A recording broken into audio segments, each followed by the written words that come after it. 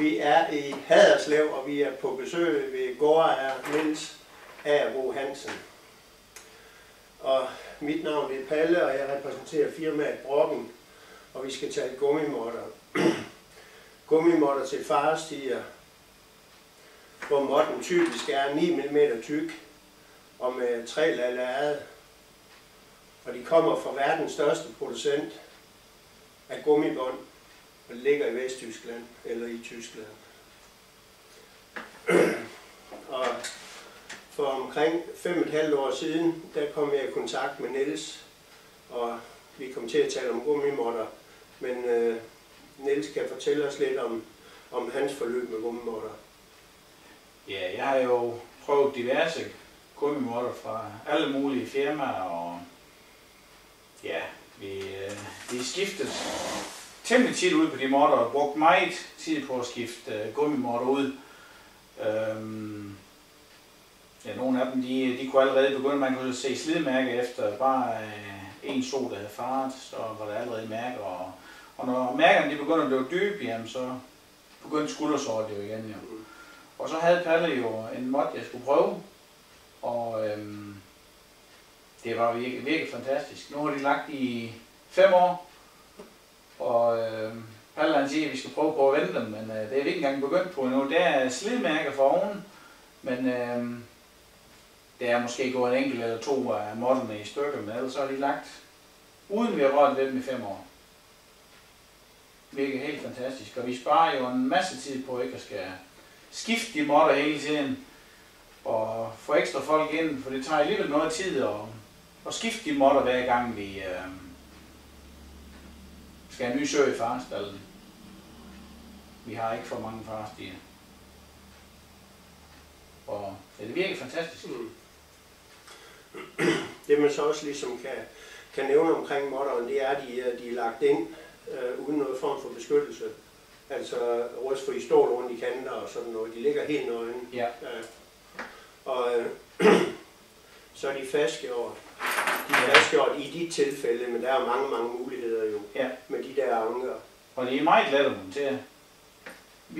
Vi bruger holderne og sætter ankeret igennem modden, sænker den igennem, holder det imod med en skruetrækker, spænder til, så er det der. Og hvis man en enkelt gang skal have en mod skiftet, så tager man en stor stærk skruetrækker og lige vipper den en gang, så er bommen fri igen.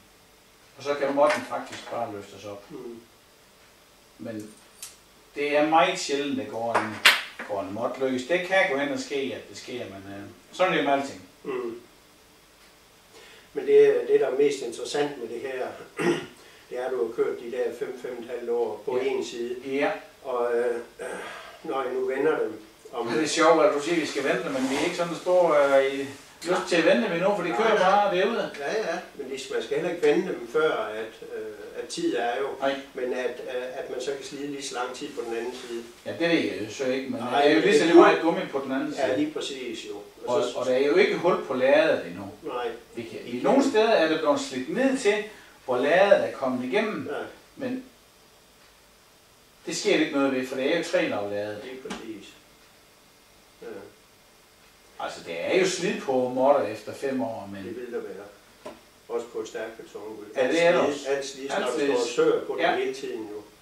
Så, og vi har bygget faktisk en ny farestald for et halvt år siden, og der aftalte med min driftleder, at vi skulle prøve at vente med at sætte de modder ind, om det gik uden.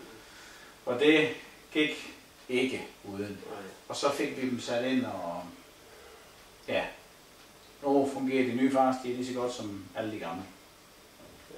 Og så vil jeg så sige, fordelen med de modder, de 50 modder, du har fået i dit nye farafsnit, det er, at der er intet forskel på dem, du købte for 5,5 år siden. Nej. De er fuldstændig ens hver gang. Ja. Og det er derfor, det firma det er blevet verdens største. Ja. Det er det i kvalitet, altid kvalitet. Ja. Ja.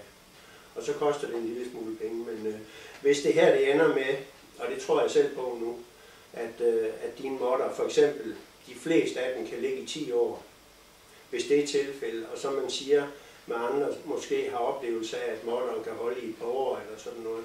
Hvis man kan spare 4-5 hold modder plus mandskab, der skal ind og lægge råd med det i forbindelse med, som du selv nævnte, hvor man er travlt i forvejen. Jeg har ikke oplevet, at motter af den gamle type har kunnet holde over et halvt år. Så har det været skiftet. Og når vi skal skifte et ugehold på en 35-40 motter, det er altså tidskrævende. Det tager lang tid. Det er ikke noget med, det er virkelig noget, der skal planlægges. Ja, og det koster. Og det koster. Og de her, de er jo ikke væsentligt dyrere end alle andre motter. Men det er jo igen, timelønnen den er dyr i Danmark. Yes.